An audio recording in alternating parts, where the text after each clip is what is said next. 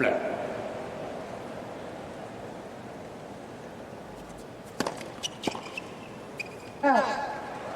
59.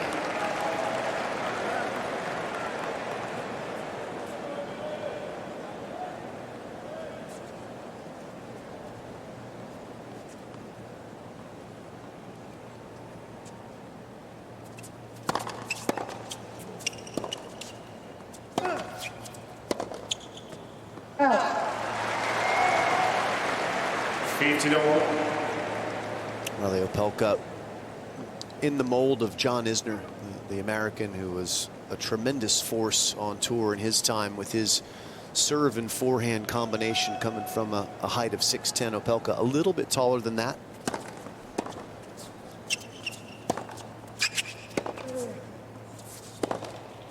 How good is Opelka's ground game? His ground game is pretty good. It's and his movement for his size, nearly 7 feet, is really impressive. But what's been a struggle for him is that his best shot, his serve, is something that has been impacted by the wrist surgeries that he's had to go through. And he still hasn't quite found that rhythm and range that he had prior to it. Mr. Alcaraz, requested to see the replay on the left arm, please. It was called good at 136 miles an hour. Alcaraz thought it was out by some margin. The second serve. And it seems the audio just didn't register, because that was clearly wide.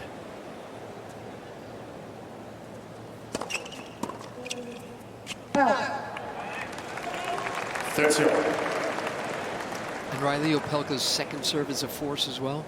It is, because it bounces and jumps up over the head of someone like Carlos Alcaraz if he doesn't attack it. The second serve can be just as damaging as the first. You see Alcaraz already guessing down the middle on that return and standing in close here to try and beat the bounce. He'll come forward even more. And Opelka overplays that. 30-14.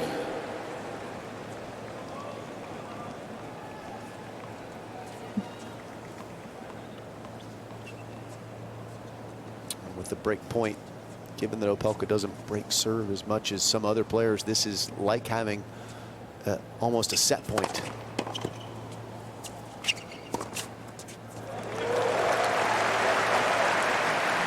Juice.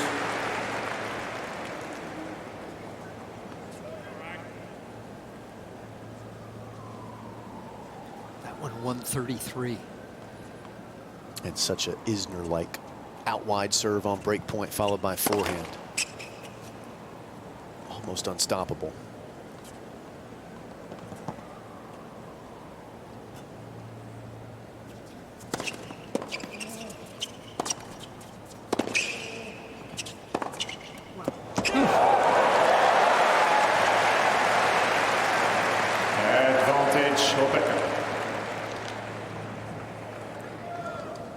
Opelka and John Isner. I like how they take ownership of the term serve bot. They don't deny it. They make it funny.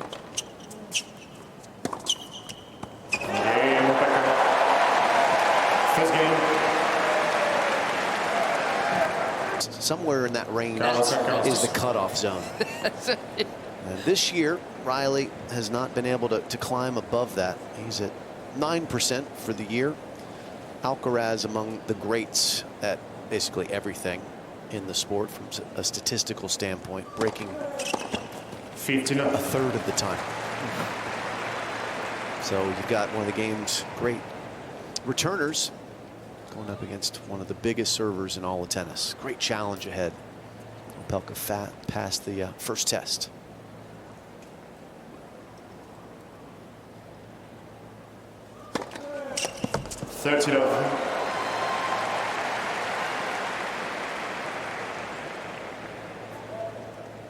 How's this guy doing this season for you, Mary? Alcaraz. I mean, he's magnificent. What can I say? Well, hopefully a lot. I'm counting on you. The French Open. The win from down 2 sets against Sinner. Facing down 3 match points. That, to me, is the match of the year. Here's Team Alcaraz. And a solid one indeed. Led by Juan Carlos Ferrero.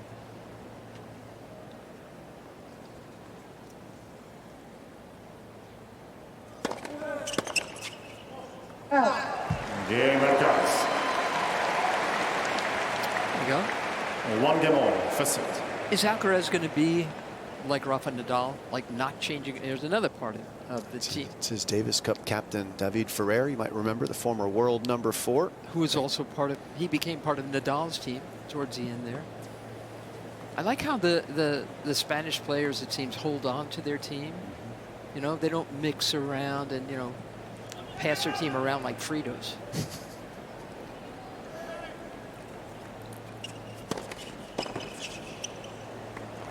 At 15.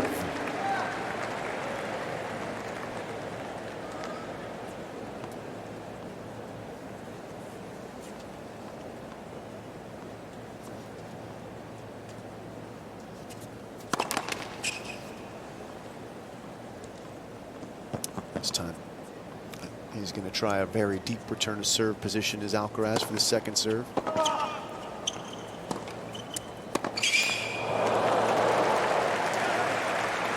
How good is Opelka at the net? He's okay.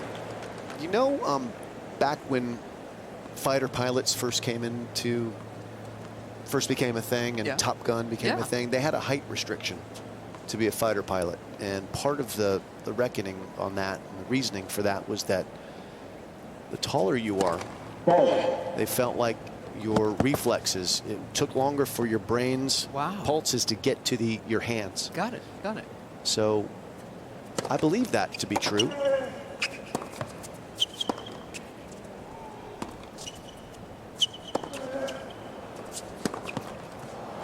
I do think that the players of the size of Alcaraz are a little more fast twitch, and they have better reflexes at the net. They have, you know, the limbs aren't as long either. I think Opelka is a remarkable athlete, and he's got really excellent technique, but you can get him at the net if you go right at his body, because he's got a lot of. It's a good shot there. He's got a lot of mass to move, doesn't he? 40-15.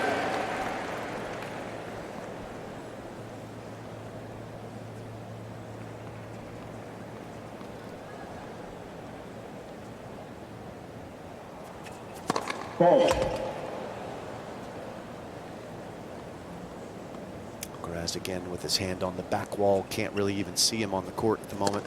40-30. And Alcaraz may just have the most fast twitch action in men's tennis. He's a fighter pilot. Yeah, he would have been a great one.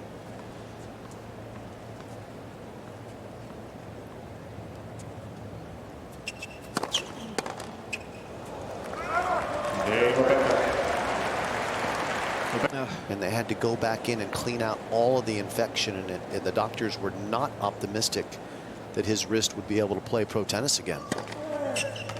50-0. So this is a win for Opelka to be back on tour, back playing at this level, back inside the top 100. And he's still young enough. With his serve, he could be 40 years old and still a factor on tour, just like Isner was.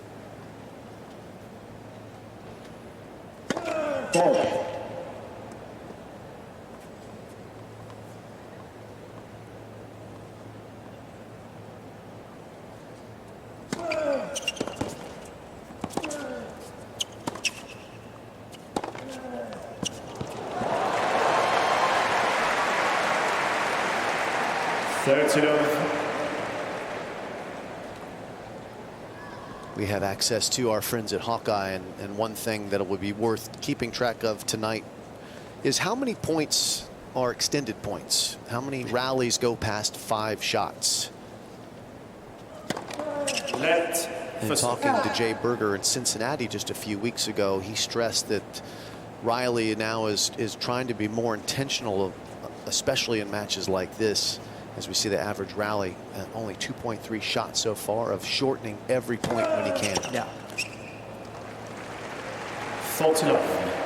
So if there are quite a few rallies over 5 shots, that's going to be heavily in favor of this aerodynamic Spaniard. Aerodynamic. It's hard to not address that haircut. Game, Alcaraz. 2 games all, first set. Yeah, you don't want to get into a track meet with this guy. Well, this guy, his whole MO isn't it about having fun on the court and creating moments for himself and the crowd to savor? Yeah, fun is a good thing to have. It's great. USOpen.org will give you all the information on what's happened on this day 2 of the US Open. A couple of upsets. Addison Keys out first round. Read about that at USOpen.org. Boy, was she upset with herself. 89 unforced errors. Would have been fine if she had 100 winners, but yeah, unfortunately she only had about 45 winners. But credit to Zarazua, her opponent. Oh, was yeah. like a backboard out there. She was. She was a quick little minx. Oh. That shank return befuddled Opelka, and Alcaraz now has a love 30. Caught him on the throat, and it bounced off of the line, didn't it? And the lines always skid a little bit more. 15-13.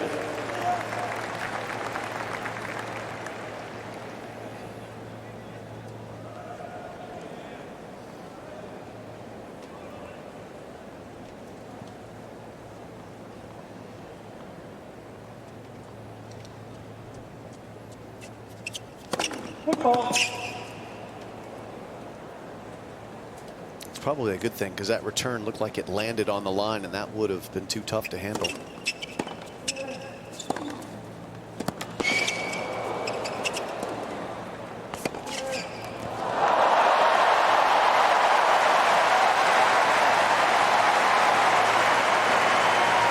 he snapped off that shot from that far behind the baseline. Let's see this again.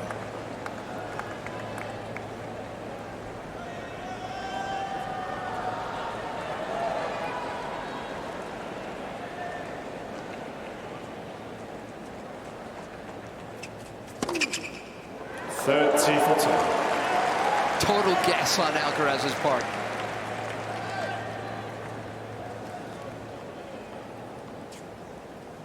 We keep talking about how Alcaraz has never faced Opelka. Opelka's never faced Carlos either. He'll be surprised a bunch of times.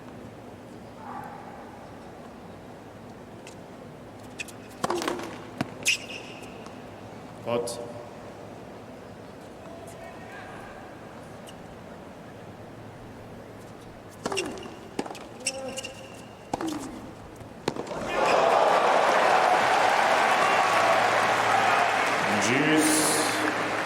Second break point that he snuffed out with a big forehand going behind the speedy Spaniard.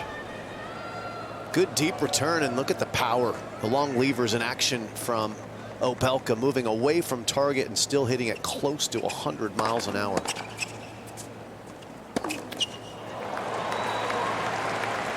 Advantage Alcaraz.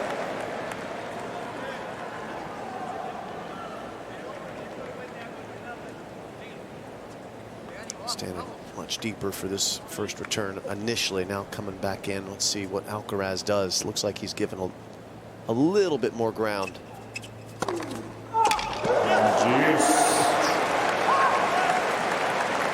Under the gun, what is Opelka's go-to serve, Jim? I think the out wide serve in the ad court is something that is almost unplayable if he hits his spot, because even if you get the return back, the whole rest of the court is wide open. But you can't count on it. You know, you really do. taking a guess is not a bad idea. And look how deep Alcaraz has gone here for the second serve.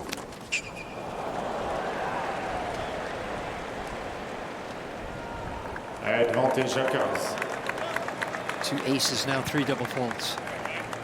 It was more pressure.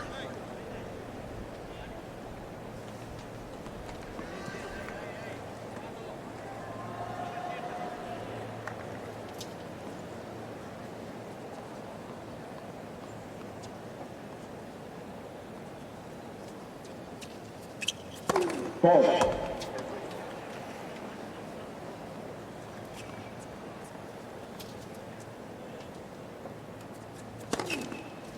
Juice.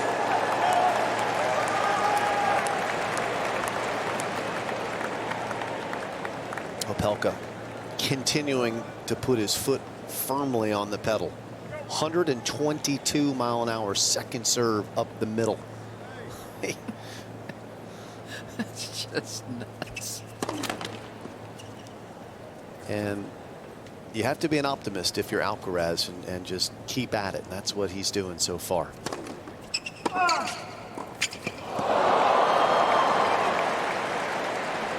As well,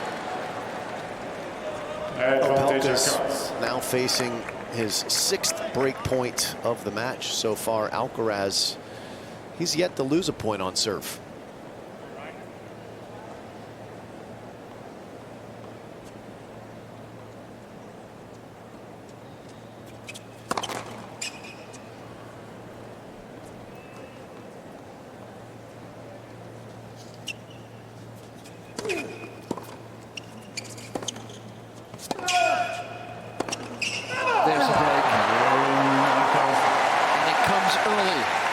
Alcaraz. Alcaraz leads 3 games to 2. 22-year-old takes the lead. 22-year-old Spaniard serves behind a break.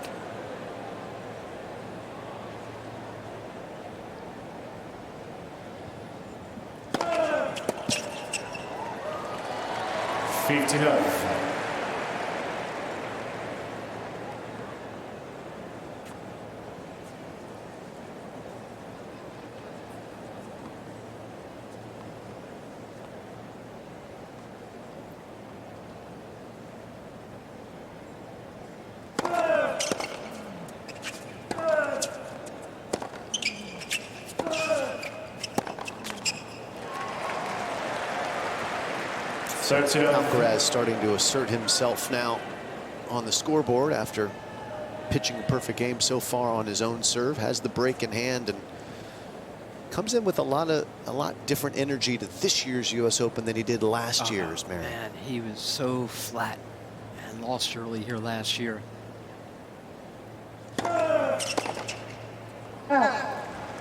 He attributed a lot of that, I don't know about you, Jim, to the fact that he lost that gold medal match to Novak Djokovic in Paris, the red clay of Roland Garros.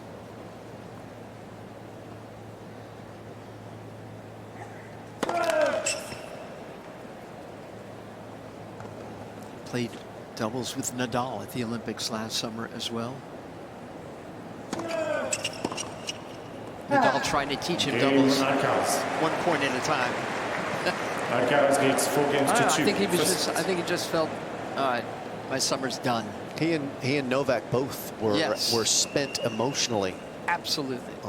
For different reasons. Djokovic for completing tennis. Exactly. That was the one thing missing in his trophy case, and the disappointment was just too much for Alcaraz really to overcome. Yeah. He was flat in Cincinnati, flat here. Van de Zandschulp beat him second round.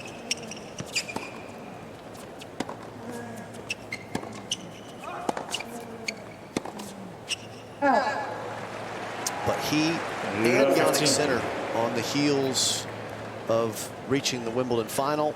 Sinner getting his first title at the All England Club, and Djokovic making the semifinals there as well. They all took off the initial tournament in Canada to get a little extra rest. And Djokovic didn't even play in Cincinnati, but Sinner and Alcaraz did. They reached the final there as well. Sinner's getting a virus the night before the final, trying to play, could only get 5 games of action before he finally said that's too much. But he's going to be in action tomorrow afternoon, Jannik Sinner, so he'll have had a full week's rest, should be ready to go, and Alcaraz most definitely is ready to go.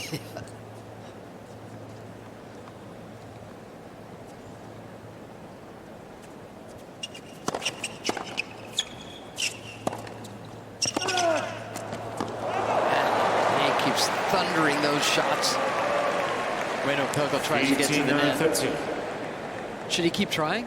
Yes, he should. He has. Reilly's playing the right way. Okay. He's just playing the wrong guy. That's the problem. Good call. He's only 1 for 5 at the net. Football. And another second foot fault call.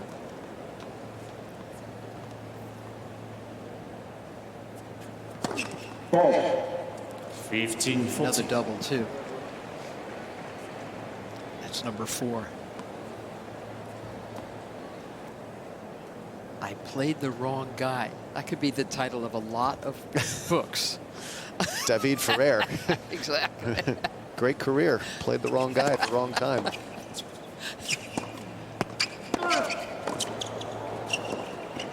No, lob and him's not necessarily the recipe. 30-14. But shorten the point, shorten the point, shorten the point. That's what Opelka is thinking and doing. Okay. And Alcaraz is just trying to respond as he can and does. Juice.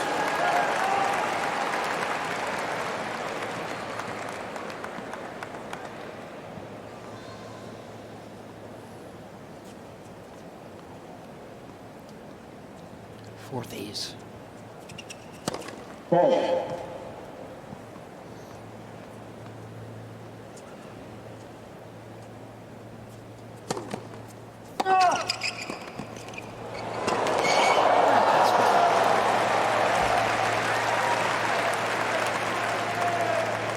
Advantage Opelka. We talked about, Mary, that Opelka's coaching team is stressing for him to keep these points short. There have only been 2 points so far in this match that have gone past 5 shots. So Opelka very much executing his game plan.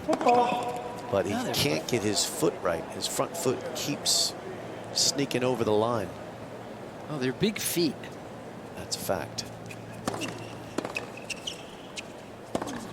What they say about big feet, right? Big socks. You heard that, right?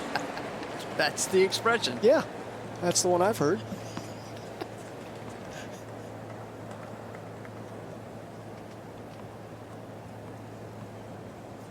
"12 winners, 12 unforced errors" from Opelka.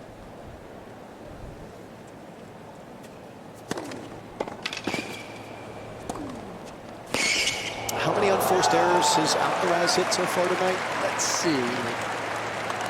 In general, Advantage Opelka. none. Yeah, that's pretty good.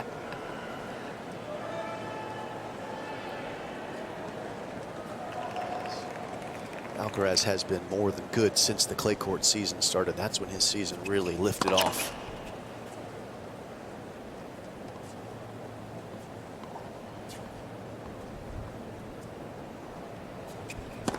He was a little slow out of the gates in the first quarter. He made a slight change to his equipment in the offseason. They added about 5 grams of weight into the throat of the racket to give him a little bit more stability for matches like this in return. So a little heavier racket allows for the racket to fight off the power coming at it. Took him a little bit of time to adjust to it. Advantage Opelka. Dennis Kudla in the middle.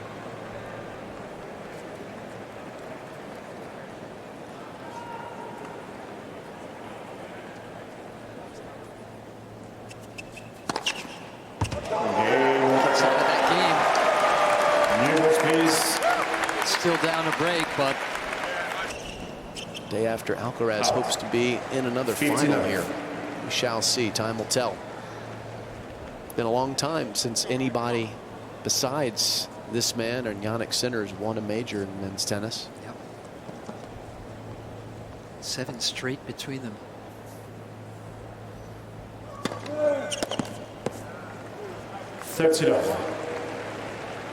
Kind of selfish. Is that the way you see it? So selfish. This guy knows how to steal a scene or two. Jeff Goldblum, fabulous actor. These guys have been stealing titles.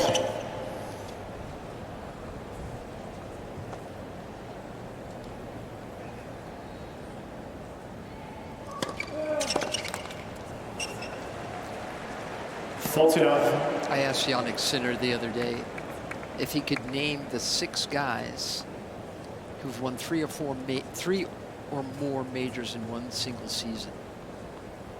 How do you do? Well, he got the top 3, obviously. He did get Rod Laver with a little bit of push. He couldn't get the last 2. Couldn't get Mats Wilander? He couldn't get Mats Wilander, and he didn't get Connors. He guessed Sampras. Not a bad guess. No, good guess. But Wilander, 88, won here. And the Australian and the French. Quarters at Wimbledon that year was pretty good. It was. But he said, Wilander. And then he went, Wilander. But he could do that this year. Yep.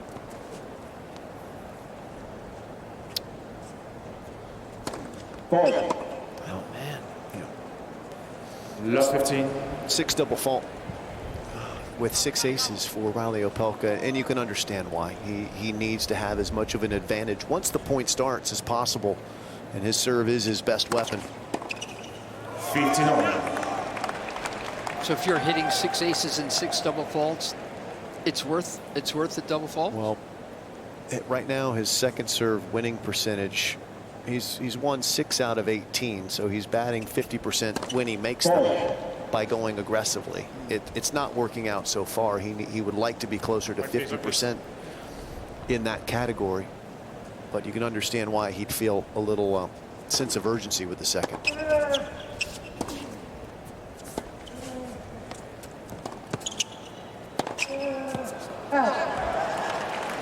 There's the first unforced 15. from Alcaraz.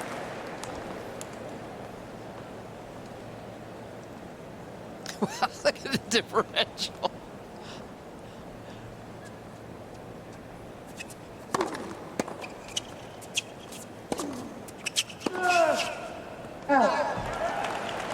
Fourteen, 15. Now, is that going to go down as an unforced or a No, forced? that'll be a forced error. Okay.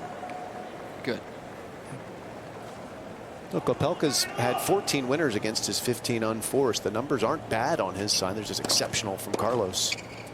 Game, Opelka. Alcaraz leads 5 games to 4 for set. Alcaraz will serve for the open. Not going to taste particularly good, even if you win. These are the types of matches that players like Alcaraz, if it weren't a night match, might just go out to the practice court to get some rhythm afterwards to try and find it, because this is uncomfortable. But here he is, 3 points from the set.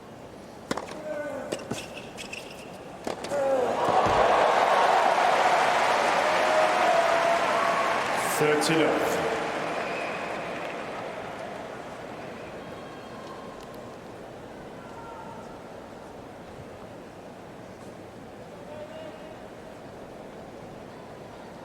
Pete Sampras looked like this a lot around here. 40 love.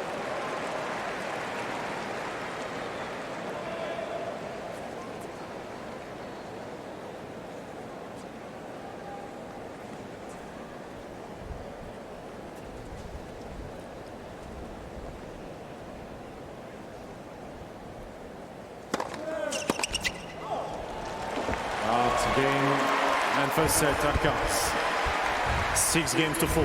He's playing the match he wants to play, Carlos Alcaraz.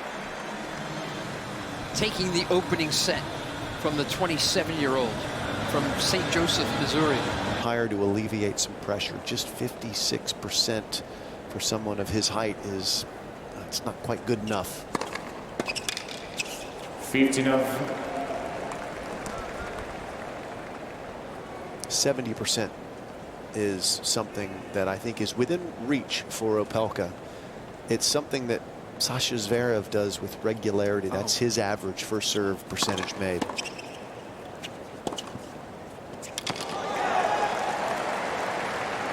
And you know how he does it, right?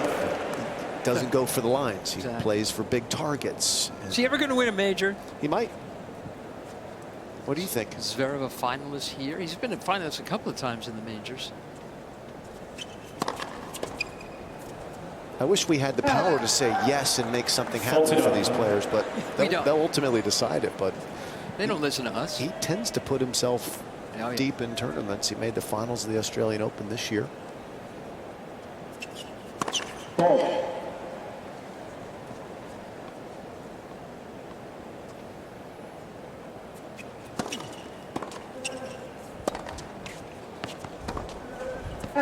Talking about Sasha Zverev, he was during the COVID year. He was up 2 sets and served for the match in the 5th against Dominic Thiem, and didn't get it over the line. And he talks about the mental struggles he's had. He's been very frank about that this season. So talked about how he's enlisted a therapist to help him deal with what's going on internally. Are you surprised that so many players, even some of the men now, are talking about it openly? I'm not. You're not surprised? No, I'm not. I think that it's not taboo. Is it? Doesn't feel like not it anymore. Me, no. Doesn't feel like it. It's just another area to train in your body. Exactly.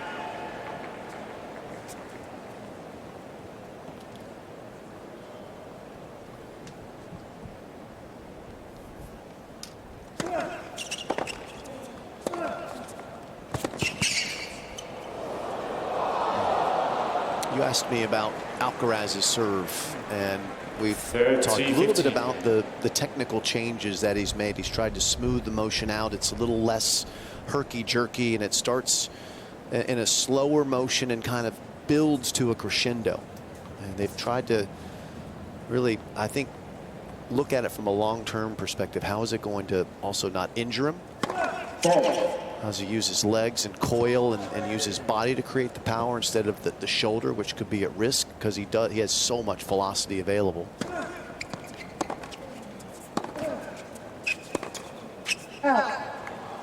And if that's the output, if he stays healthy because of the changes that they made, it's worth it. Yeah. What they have not seen thus far is an uptick in accuracy, which I think is ultimately the goal. And his opponent, his biggest opponent, Jannik Sinner, has seen an uptick in his accuracy with his service motion changes. It's such an investment, isn't it? One that Sinner seems very happy to make. Sinner has a height advantage and he has a serving advantage in their, if they're going one-on-one. In my opinion, he's the better server at the moment. He might always be because he's about 4 inches taller. But if Alcaraz can improve his accuracy, that can go an awful long way to closing the gap there.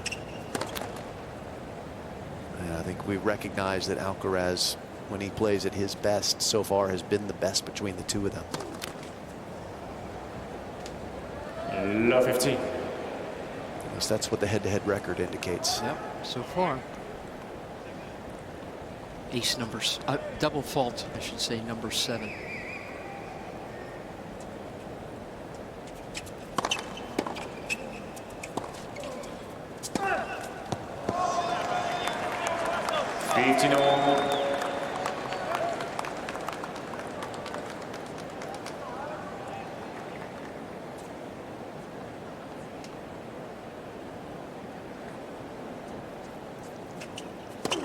Let first serve.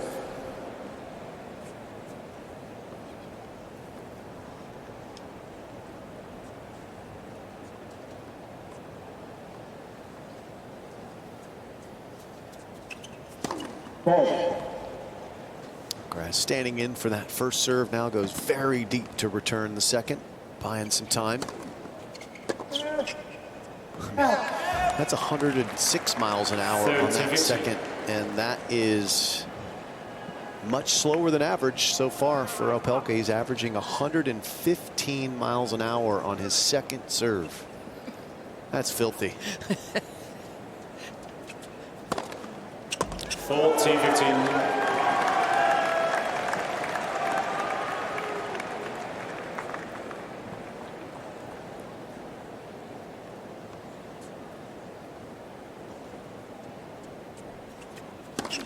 Let for serve. They both thought it was an ace. Alcaraz guessing tee again on that one, just leaving early, turning for the backhand, and he was headed to his chair. Yep.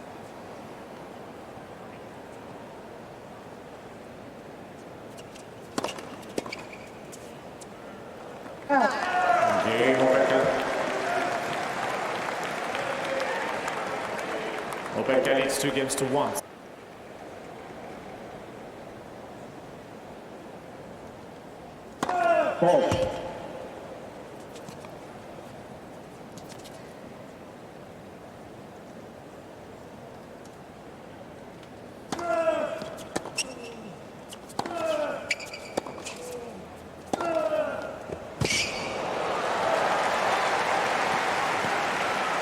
Gobbling up the court. 15-0.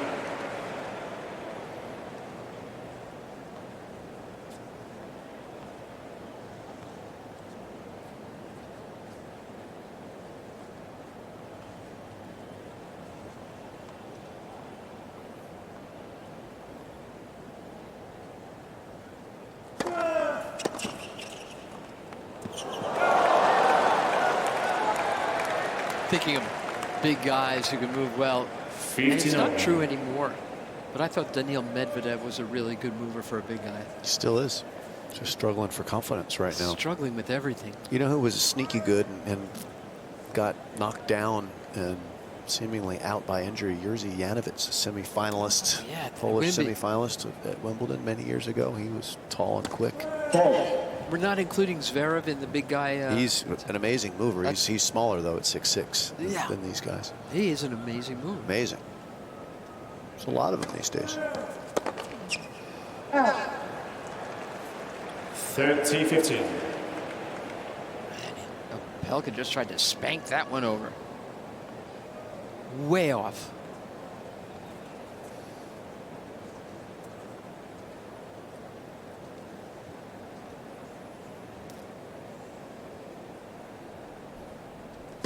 Let.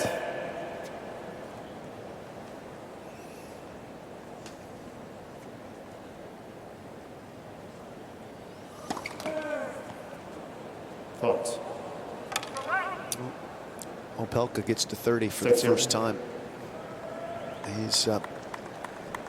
He'd only won 1 point against Alcaraz's serve until this game. So this is a little bit of tension for Alcaraz in a service game. He would be wise to make a first serve here out wide, start with an open court to work with. And he was. Forced the big man to have to cover that ground, hit the running backhand. It was just a little too much for Reilly, who hit a good return of serve. But geometrically, that's the right play when he's under pressure. Alcaraz should always start the points with a wide serve against Opelka when he needs the point. Don't want to get him too comfortable with it, but big moments, that's where I would want him to go. Does Alcaraz need his team to tell him stuff like that? Or is he pretty canny himself? They do tell him a lot of stuff like that. They're a very active team. Yes. Whether he needs them or not, I don't know. Yeah. What do you think? That's what I'm wondering. I mean, there's so much chatter. Another reminder of all the catching up you can do if you go to usopen.org. You can find Mary on all those platforms. She's a very active social media. Yeah, that's me. Yeah. Content creator. Mary Carrillo. I'm like nothing. This is your forum to create content. This is here. This is it. Yeah. Me too.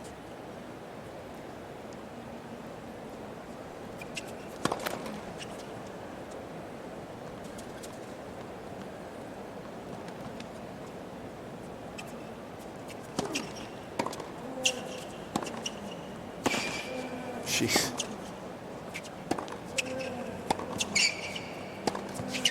I know the forehand was the one that finished it, but the sliding backhand was the one that gobsmacked me in this rally. We're not going to see it because he's already done it earlier in the rally, but this is a great inside-in forehand short in the court, but he just reset the point with that little sliding two-hander.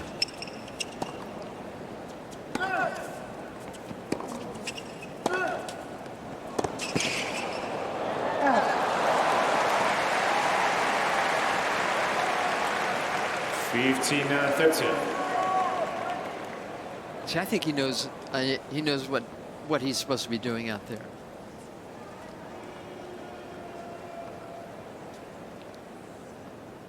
I think his instincts are very good.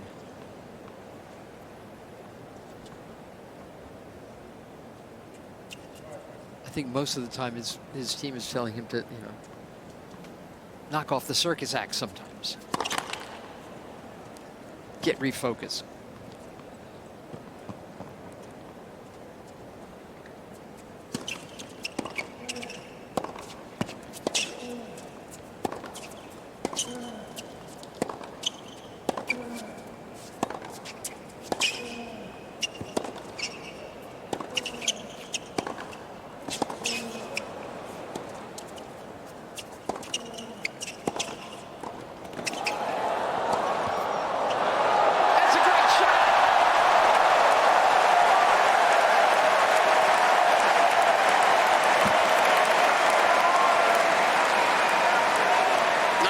Shots, and it's won by the American. How sweet was this lob? It was high enough to get over Alcaraz, but it whizzed over him in a hurry, so even Carlos couldn't spring up and grab it. And that puts things at 30 all instead of 15-40. Best moment of the day for Opelka. 40-32.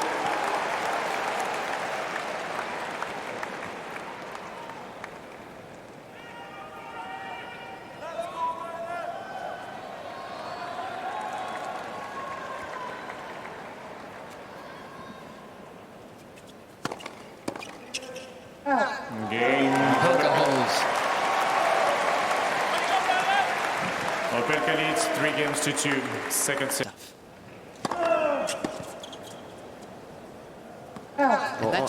And that's something. By the way. I mean, you would think, like, what on earth does the greatest player of all time need all that chatter from? Well, that's something Andy Murray expressed sort of almost dismay about on his exit interview.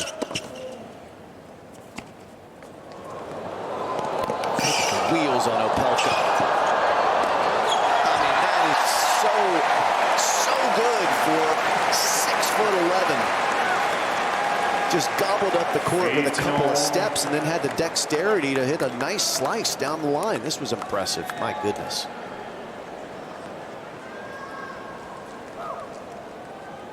He could be hustling down an NBA floor with that kind of speed. Dunking, no problem. Knocked down a few free throws. Glad he's out here for us to enjoy, though. Ball.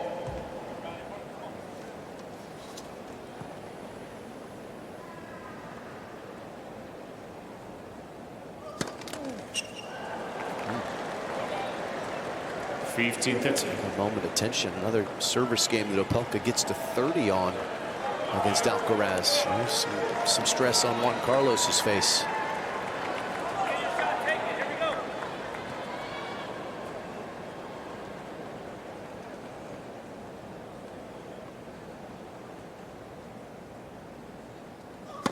Ball.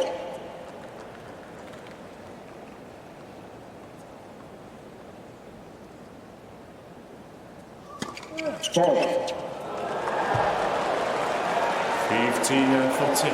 It takes one bad game to decide a set.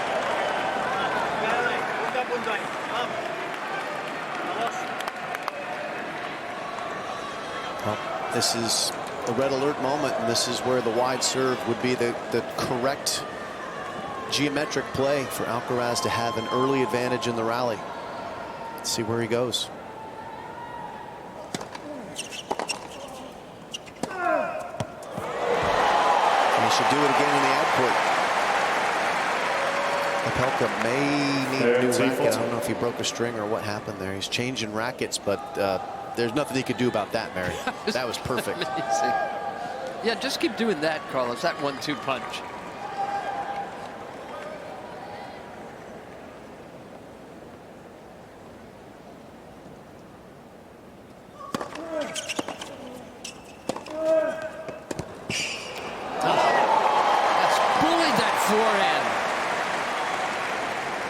It wasn't a wide serve, but it had the same effect because Opelka had to step left to get out of the way of it. So he moved himself away from the center of the court, had more court to cover as a result.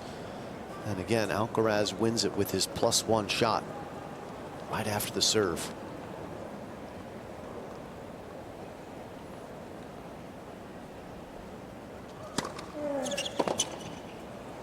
Out. Advantage. I wonder why Alcaraz has stopped standing in the double serving position in the ad court and hitting the short kicker wide. Remember when he used to do that a lot? Do. And I just haven't seen it now at all this season. I guess he feels like he can find wide without doing that. Maybe.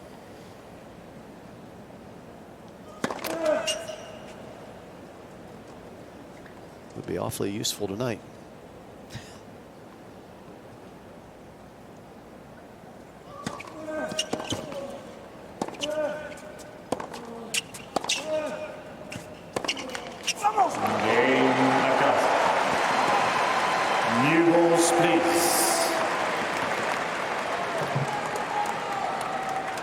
Zone, second. Very big hole from Alcaraz at the 1 hour mark. All right, you got the pressure. I just want to go back and revisit the discussion that you brought up about Djokovic and his desire to talk technique with his team. That's not a new thing. He's been doing that for quite some time, asking his team, oftentimes imploring them to help him with his backhand of all things. The greatest backhand of two-handed I've ever seen anyway. Yeah.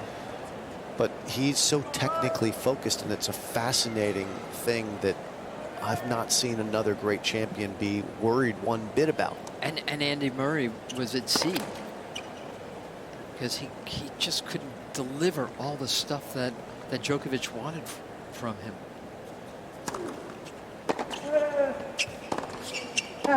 And that pairing, what was it, last about 6 months, maybe even less, somewhere around there. Yeah.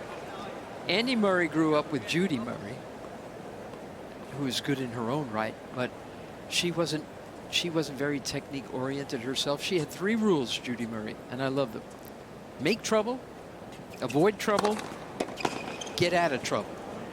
It's an odd rule book.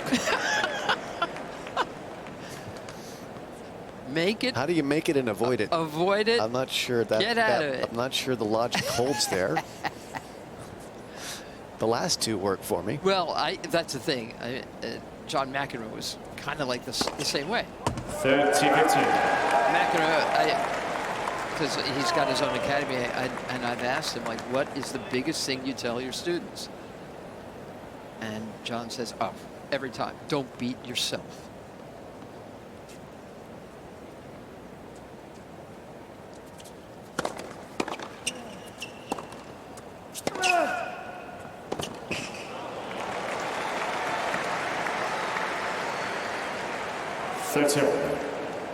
It's a very Spanish mantra, generally speaking. The Spanish players, the highest percentage tennis players as a nation that I've seen in men's tennis.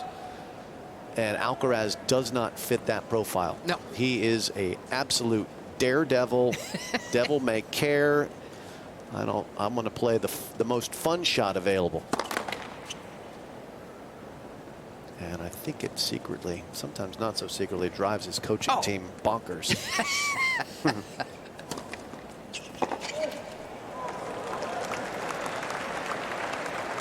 40-30. But there are different types of percentage tennis.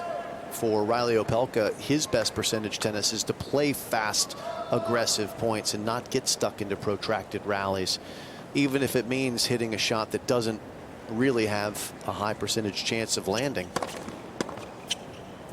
He's landed a nice hole to serve and put a little tension in this match. Serve in the second set, getting it. Just about to tick over to 11 p.m. on this Monday night in New York. Not too many people have left.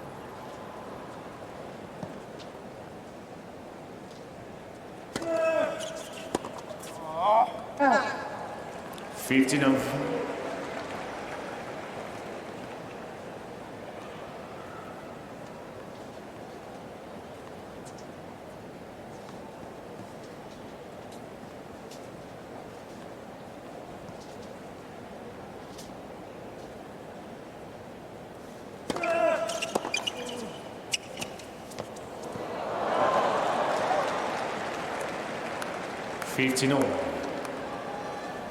So Alcaraz has made some unforced errors in this set. He's made fewer first serves in this set after playing a nearly flawless opener. He's fallen a little bit back down towards earth, and Opelka has lifted. He's limited his unforced errors in this set quite a bit, so they're combining nicely at the moment for a pretty fun set. 30-15. Been filled with some breakpoint opportunities for Opelka, but none yet for Alcaraz.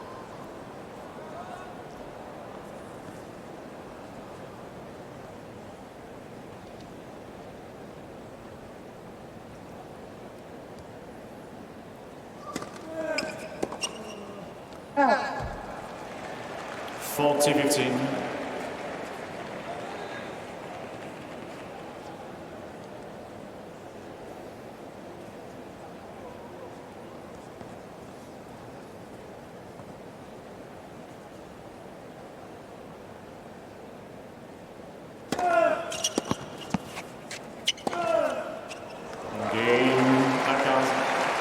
A little better there from Alcaraz as he makes some first serves and moves his way to 4-all. And for Opelka, making more first serves has been something that they've been working on as a team this year, trying to encourage that as he works his way back from the wrist surgeries.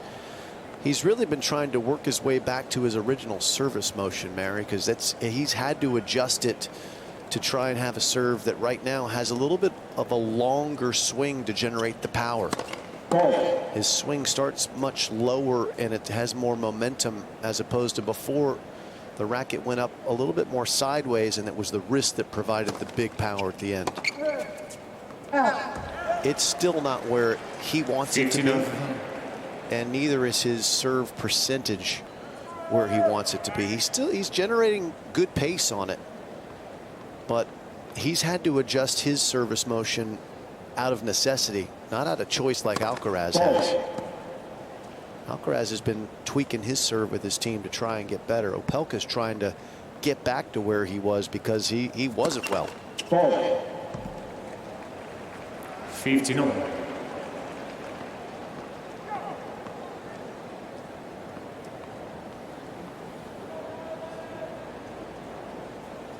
Eighth double fault now for Reilly against 9 aces.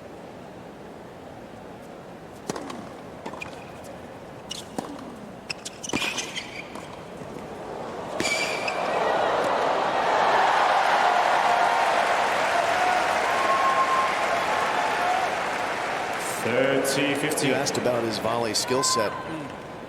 Pretty darn good in that last one. Look at this technique. You know a man named Tom Gullickson? I do. Former pro. Twin brother Tim, also professional. Pete Sampras's coach, of course, among many. Martina Navratilova's as well. But Tom Gullickson lived in Palm Coast, Florida, and that is where Reilly grew up. Oh, he knows how to volley. Yes, And now so does Reilly. 30.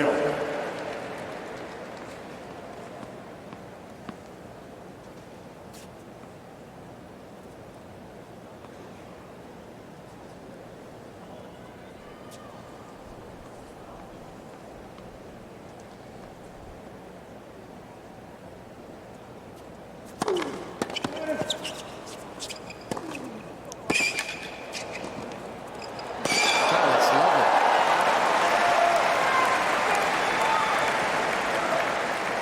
There's not a lot of fat 14, in 13. the volleys, right? It's so simple. Look at that. Uses his body weight to really generate the pace on it, but intentionally left that short. Yeah, that's beautifully measured. And fat-free. Yes, it is. Don't want a lot of fluffer nutter in your volleys. I really don't want a lot of bologna and cheese.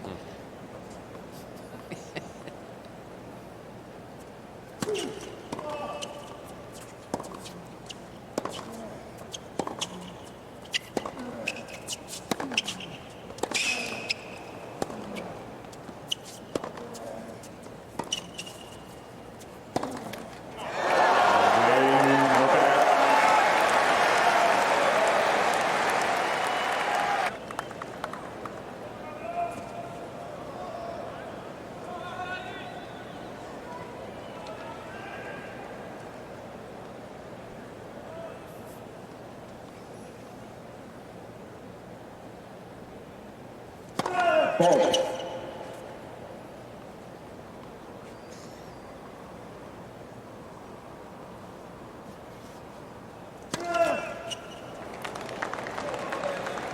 Love 15. Dennis Kudla, again, part of Reilly Opelka's team, said he did not expect that Reilly, who was sitting at 300 in the world at the start of the year, could be 67 right now.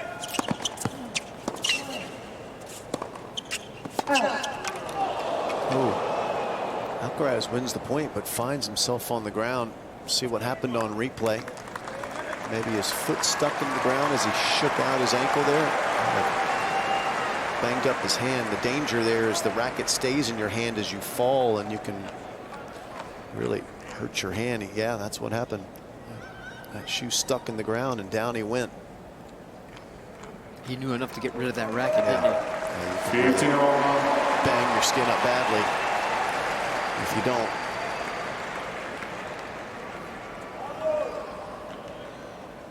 Good looking shoes. Maybe a little too much grip on them.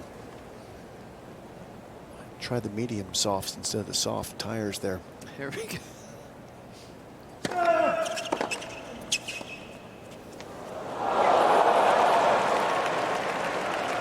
So that's a mistake. 15 No and need 15. for that tomfoolery. Basic tennis, Yeah. once he's in a rally, he has a massive advantage against Opelka.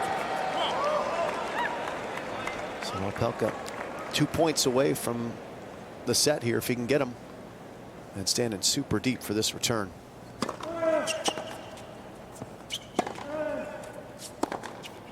Oh. 30 all.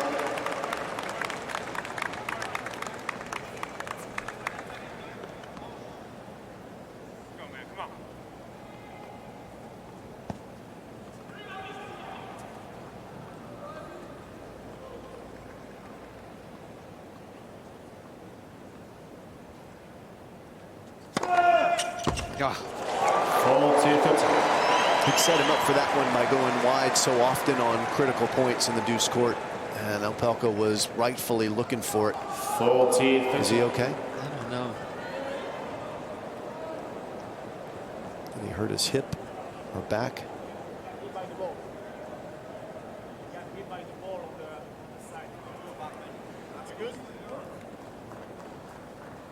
Oh, that's Oh, what the chair said. He well, got that's hit okay. by the ball. That's okay.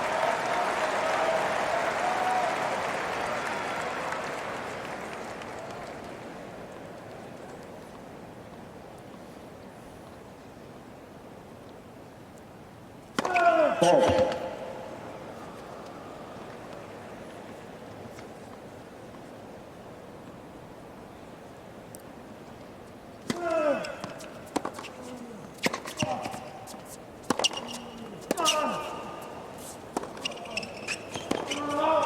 it. Oh, wow. Couple of big serves and big pass, and it's 5-all. Opelka playing the right way, just going full throttle, close the net, massive wingspan. Just playing the wrong guy. That is the wrong guy because he had the right answer. And then he comes, pumps his fist, and then sticks the dagger in to his team.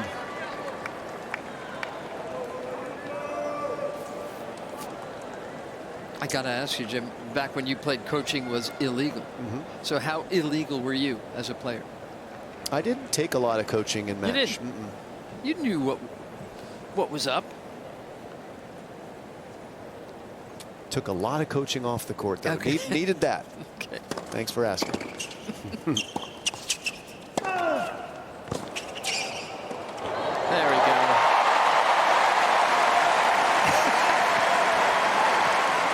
Just a couple minutes ago, he was in real trouble. Looked that way.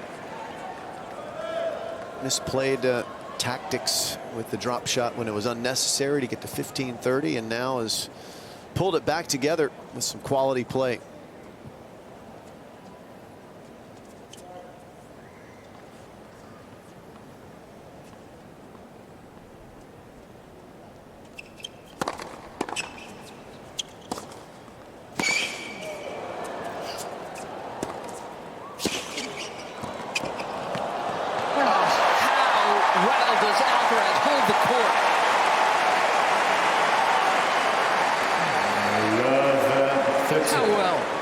Alcaraz's instincts are incredible.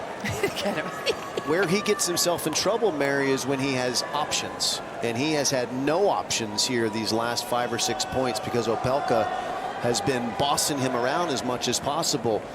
But this guy is just responding brilliantly. Options can confuse you. Not many have had more than Alcaraz.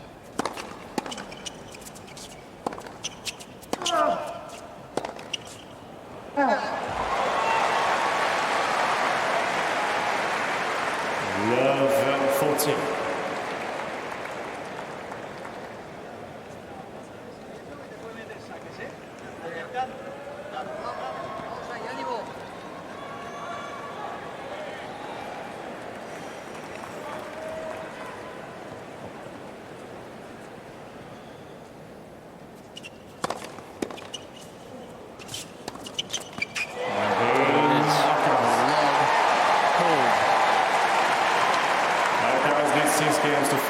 Second set by 1-0.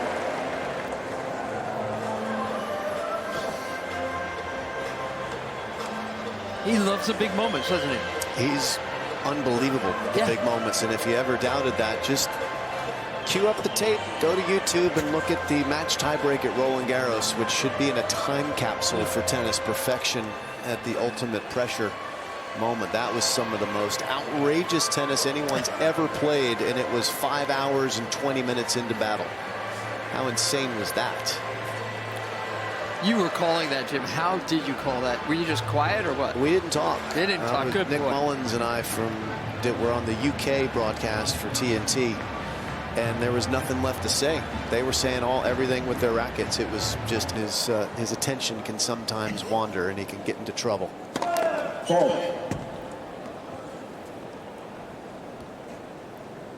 But first things first, Opelka still with a chance to break back.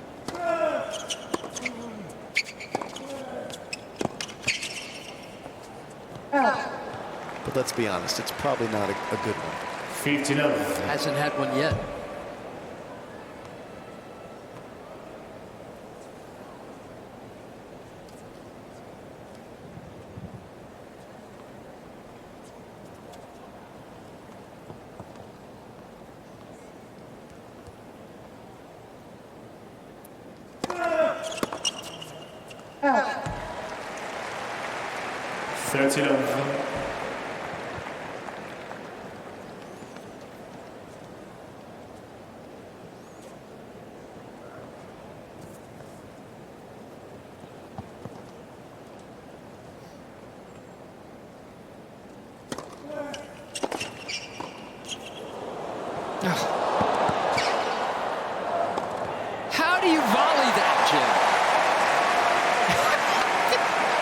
Well, you stick your racket on in front of your body and then you wiggle your wrist. Apparently, that's what he did. Okay, let's watch. Look at the again. side spin he puts on that.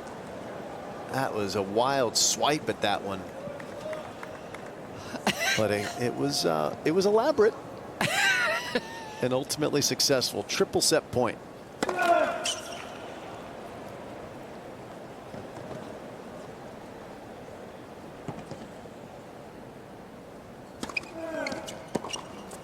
Game and second set Alcaraz. 7 games to 5. Alcaraz leads 2 sets to 0.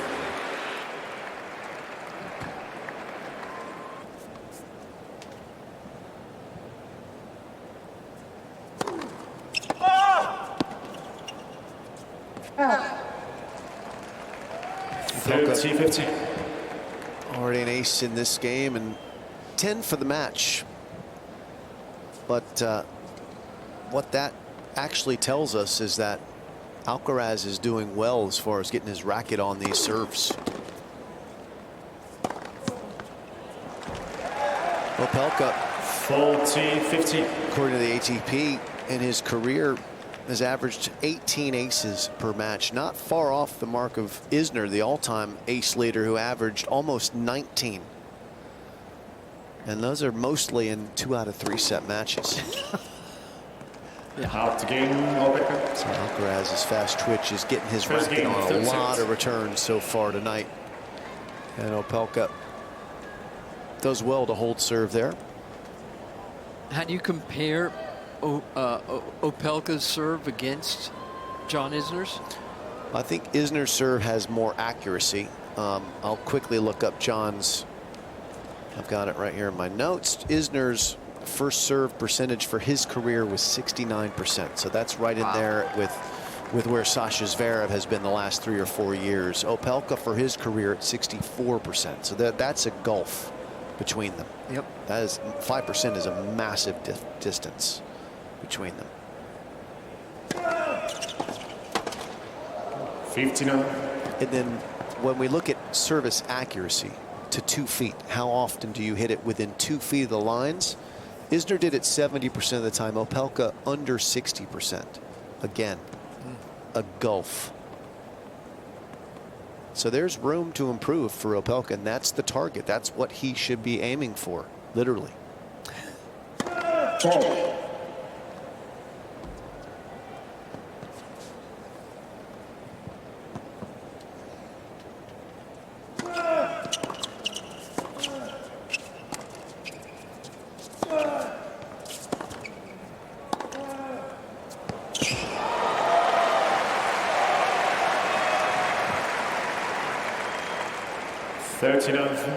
You look at Jannik Sinner's, and let's compare Sinner to Alcaraz, because why wouldn't we? Of course. We're going to be talking about them hopefully for the next decade as their rivalry continues to blossom. The new two, as The you new two. as you dub They them. won't be new for too long, but certainly they are right now. And it's definitely the two of them. Sinner's first serve accuracy, 70% to 2 feet. And Alcaraz giving up height, which makes it tougher to do it. He's at 55%. He's got a long way to go in that department.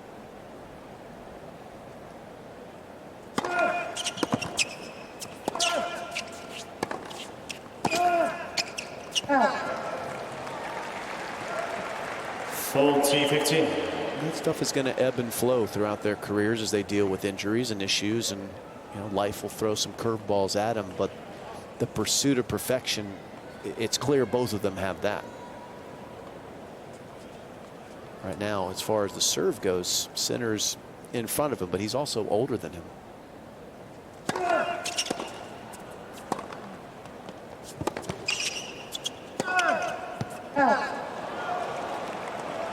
Just a year older, right? But 22 to 23, maybe? But what a mature man and what a mature game has the Italian Jannik Sinner.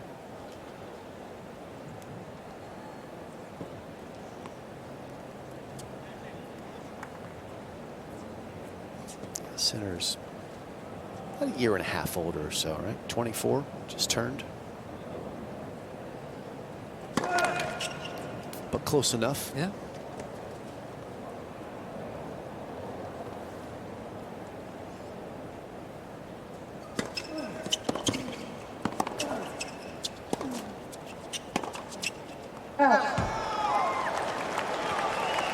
Juice. But if you're a guy, if you're one of these big guys with these big serves, it means you can't serve and volley, right?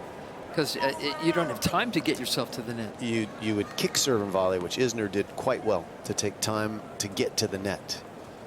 And as I mentioned before, this is sometimes the time that Alcaraz becomes an Aussie and goes walkabout. Yep. Mentally loses his focus as the energy leaves the room. Fans take a break to get some drinks. The stadium's a little light on people at the moment.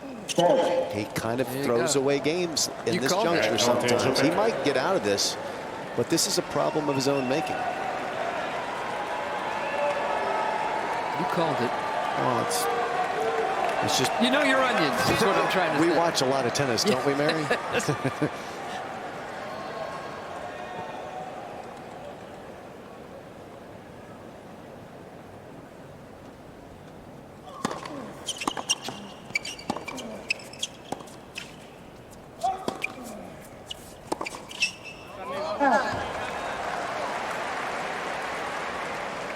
Juice. It was well done by Alcaraz, who really reined in his aggression there. Was very cautious with his shots. And Opelka gave him one off the backhand.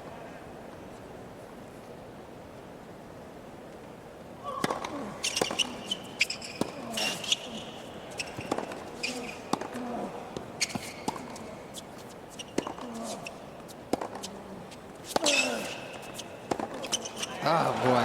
Alcaraz working hard these last couple of points. Advantage Alcaraz.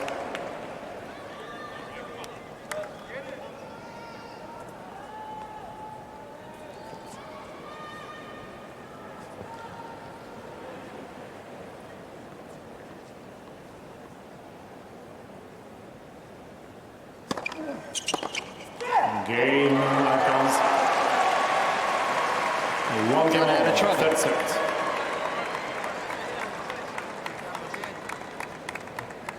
Yeah.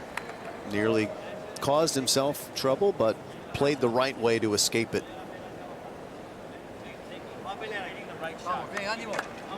Juan Carlos Ferrero was not in Cincinnati with Alcaraz to celebrate that title there.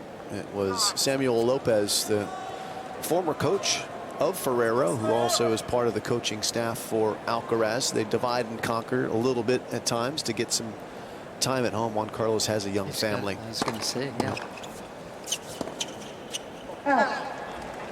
Low 50.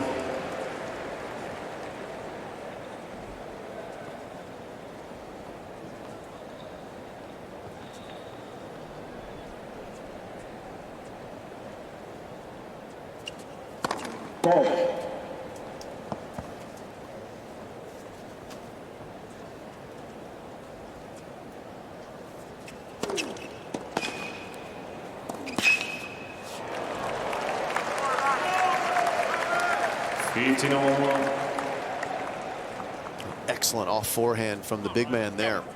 Alcaraz was sprinting to cover the cross court as Opelka hits his 8th forehand winner of the night. Alcaraz at 4.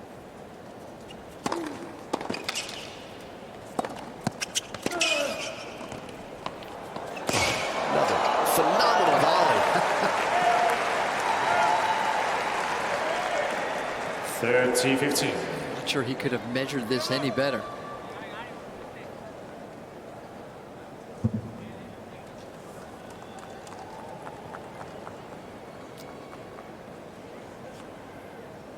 And Alcaraz still made him wonder if it was a good enough volley. 40-15. 11 aces now. Flipping it over. Here we go.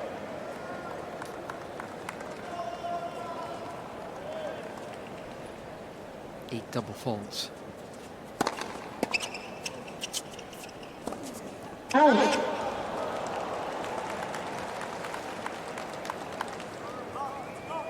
40-30.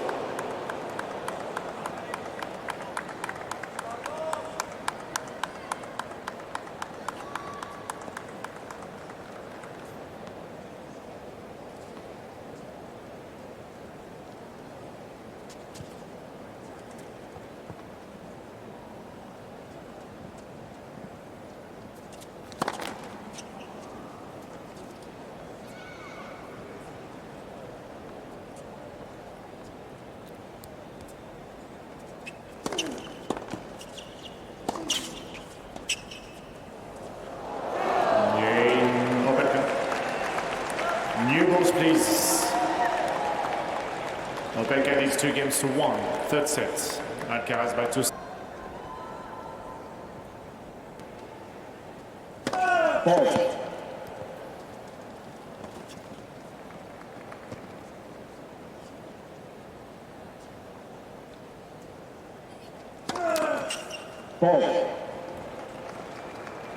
Love 15.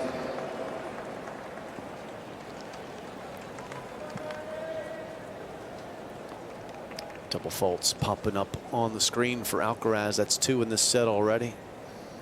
Let's see if he can get his focus back after a little scare in his opening service game.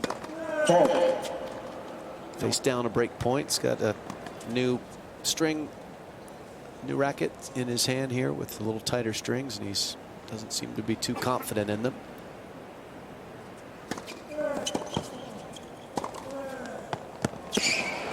That'll do. The word of the night, though, is tomfoolery. I applaud you. Get a lot of points for that in Scrabble, I believe. It's good. Don't want to see any from Alcaraz, though, do you? Come on. Come on. It's getting late. It's past 11:30 now. You know who we have to thank for that? 13-15. Venus Williams. It's true. She played awfully well tonight against Karolina Muchova. Yeah. Took a set from the 11th seed.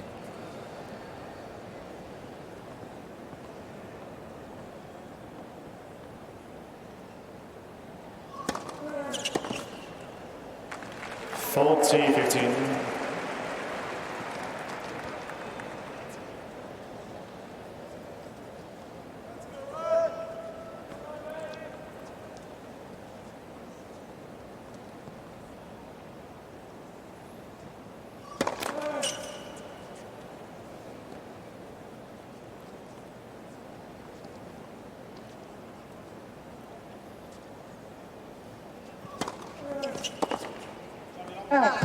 Game Alcaraz. 2-all. Third set.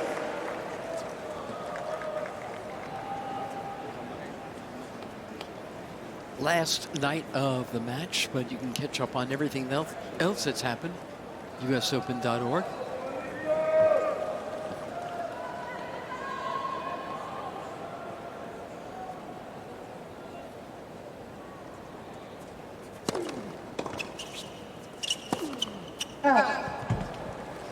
Love 15.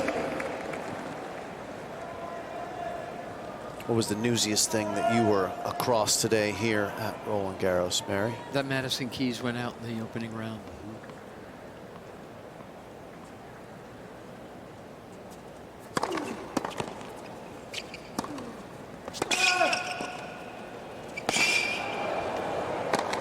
Wow, that's well done.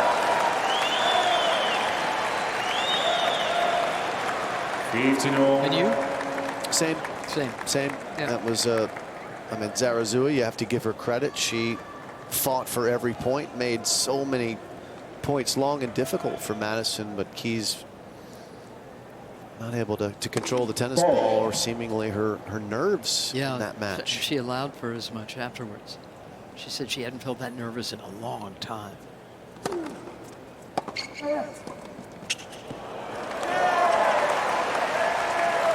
It's interesting. 30-15. How she would react to achieving that career goal, winning the major in the Australian Open so brilliantly to start the season. Doesn't seem like it freed her up as much as we would have all hoped for her.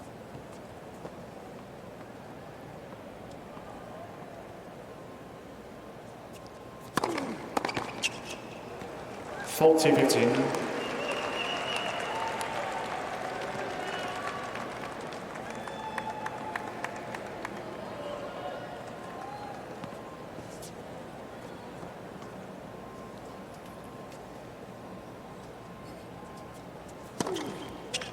Game Opelka. Opelka leads 3-2, third set. Alcaraz by 2 sets. That we know. Yeah. Might be all we know. That's about it.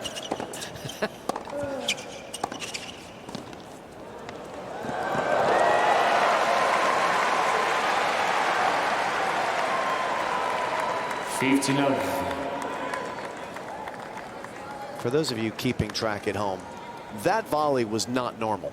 To take pace off of that passing shot and create that angle, Yeah. Just chiseled under it and slid away from a it. little extraterrestrial. 30-love.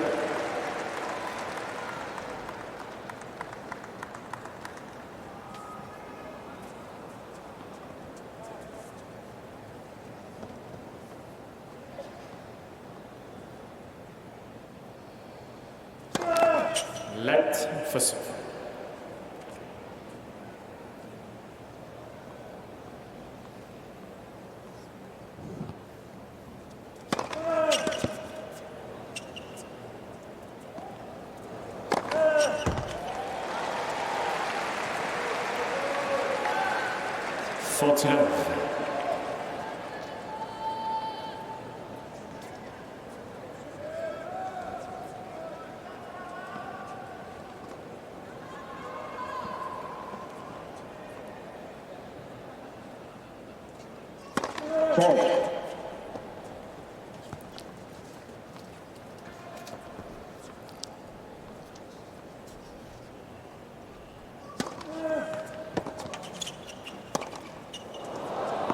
Out.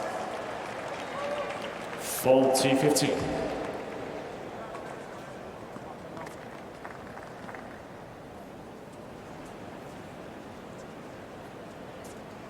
There's the mixologist getting the body ready. The bottle ready for the body, I should say. Are all those drinks that they mix up pretty much the same? I don't know about Carlos's team as he holds serve a little more comfortably than has been the case in this set. I do know that some other teams that I've been closer to in the past, as matches wore on, the intensity of the drink would grow as they try to replenish the minerals lost. So you'd start with a little more watered down version, and the concentration would get higher and higher as you're trying to fight all the elements leaving your body. And how does that stuff taste? I guess they don't really care in the moment, but you know, I would think they like it. Okay. You're asking great questions that I have absolutely no way to answer for you. That's why I like sitting there. I mean, you do realize that they're heavily regulated with drug testing, and they're not going to let hooligans like me near their bottles, nor should they. Or should they? People that contaminants.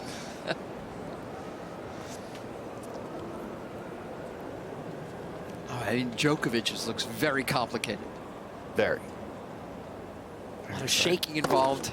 Unscientific.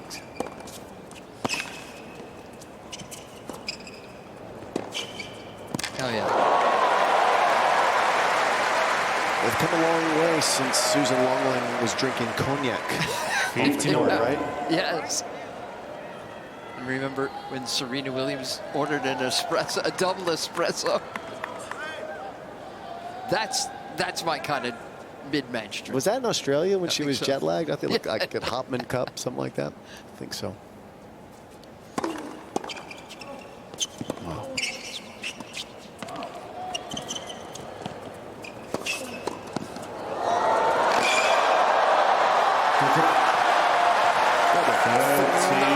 Volley from Opelka, combination gets into 30-15, and did Alcaraz actually get that in one bounce? I think he did. One. Yeah. Didn't matter. See, if Opelka, to my mind, if he is that good at the net, he should always go for the heat.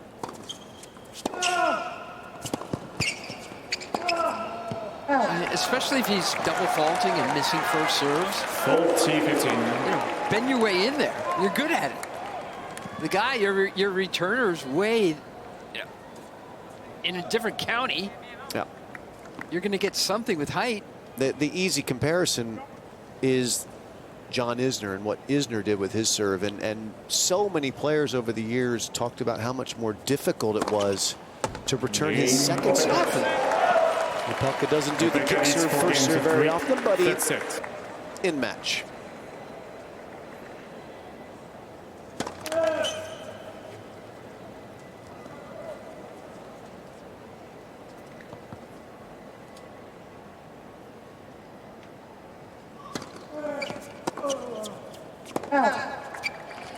enough.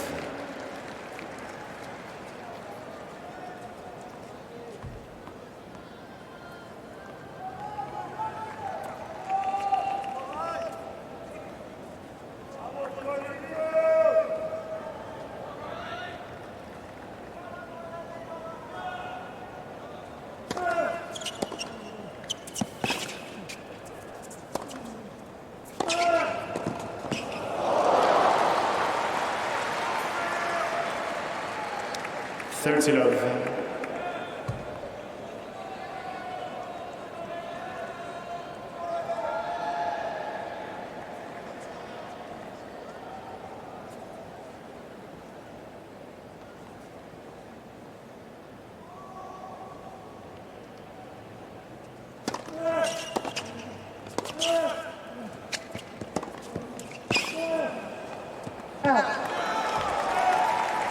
Reilly Opelka is playing like he still thinks he can win this thing. And that's impressive, right? He's down 2 sets to a tremendously talented player. But then you realize that this is exactly the stage Opelka worked so hard to get back on. Of course, he's going to try to keep figuring out a way to win this thing. Volley.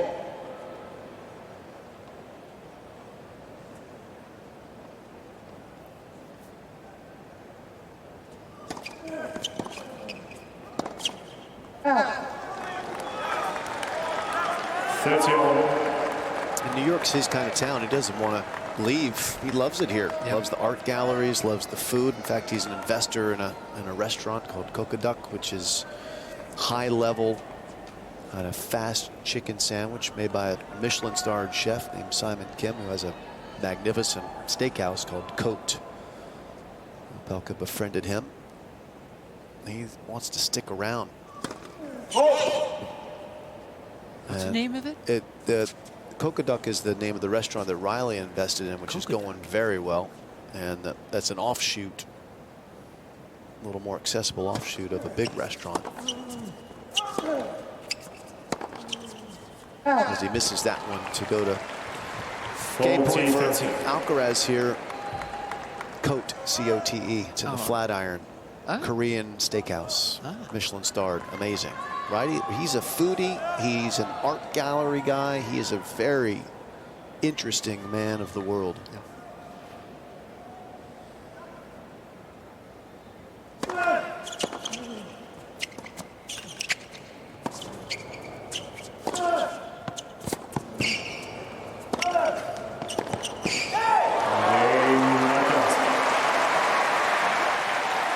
Look at him, you think his game's pretty one-dimensional.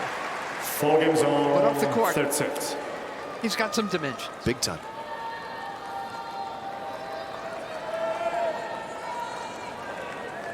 But right now, it's all about what's happening inside the lines here. And we're getting to that critical status in the set. Again, 4 apiece. Not much wiggle room. Opelka needs to keep holding on. And he is yet to face a break point in this set.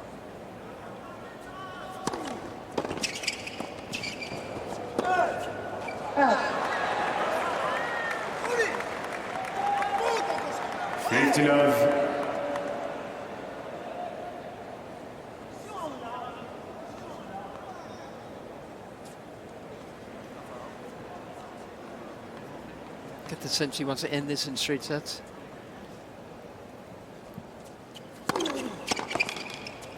Oh. 30-love.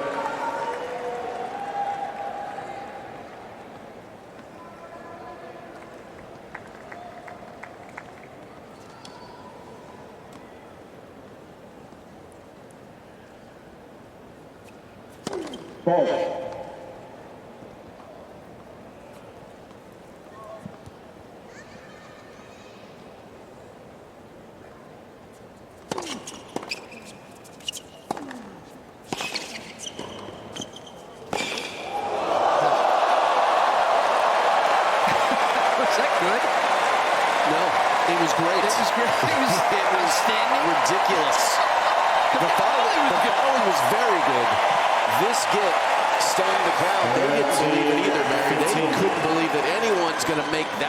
But guess who did?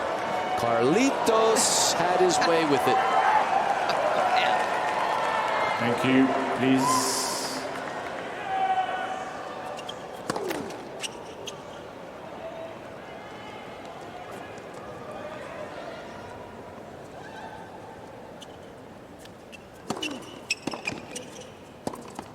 Oh.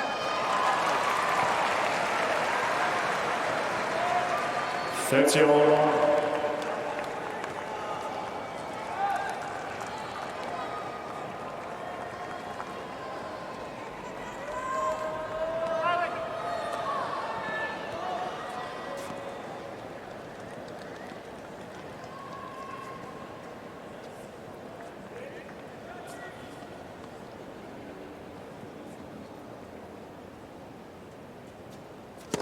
Ball.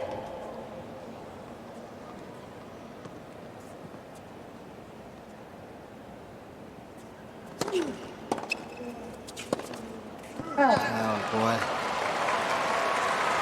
30-40. 30-love.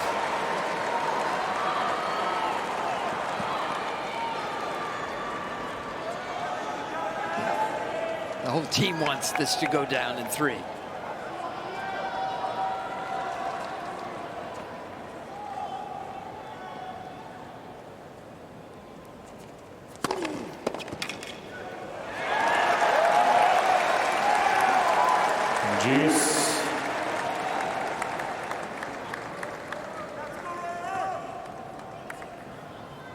He's doing the old, I can't believe I missed the 130-mile-an-hour serve.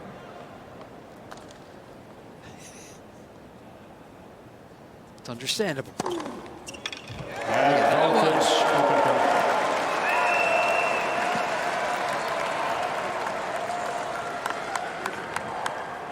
14th ace.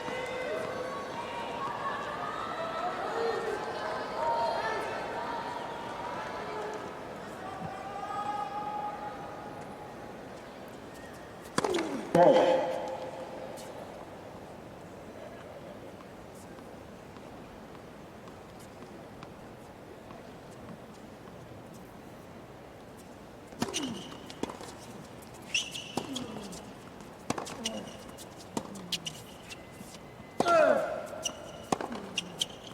It's out. Juice.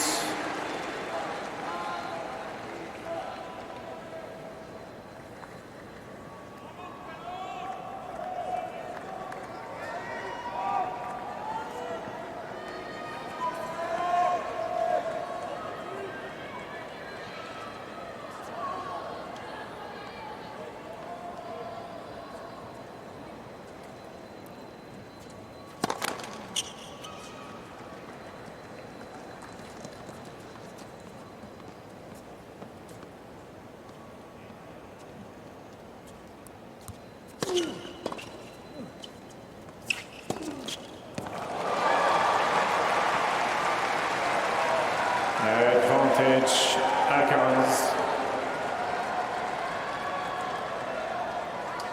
As Alcaraz just guessed here on the return, he has basically he's got a 50-50 shot of picking a side because Opelka doesn't really go much to the body with his first serve. Which way does Opelka decide to go here? And Where's Alcaraz going? Another footfall called. Here's the chance now for the Spaniard and the challenge for the American. Second serve. And it's a miss again. Oh, ninth double fault. Alcaraz needs 5 games to 4. He breaks himself. By 2 sets to 0. Alcaraz can serve for the match.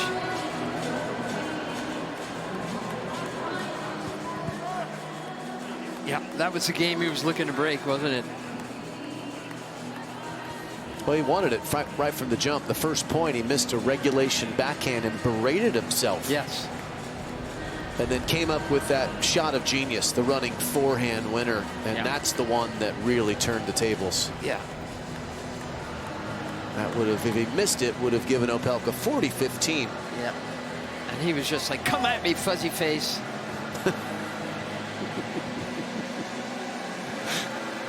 I wasn't sure you could say that on TV, but now I know you can.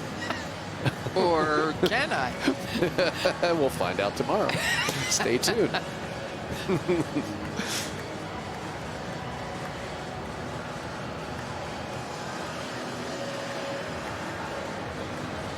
Opelka 0 for 3 on break points. Up against it now. And for Alcaraz, really the key to his success is just make first serves. He's barely lost points when he's put a first serve in play. Starts with an advantage. With the next shot, hasn't had to hit many aces, just 4 for the match for Alcaraz. But what he can do behind the serve has been more than enough to keep holding serve tonight. So far, one more chance for Reilly.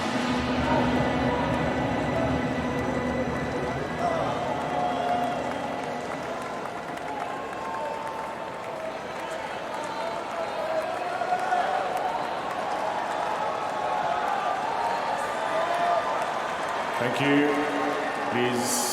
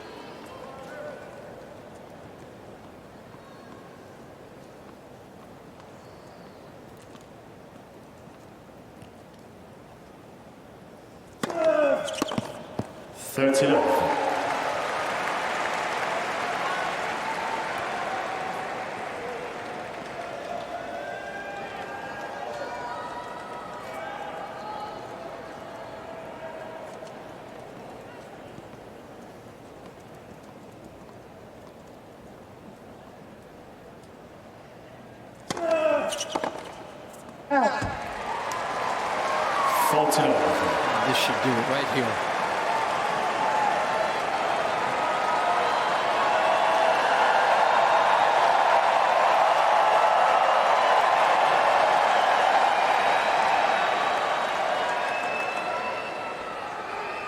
Thank you. Please.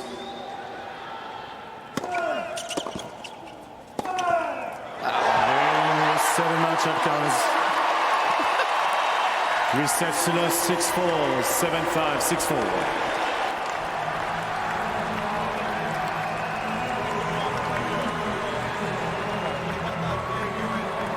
First time on edge for Reilly Opelka. First time facing this man. Alcaraz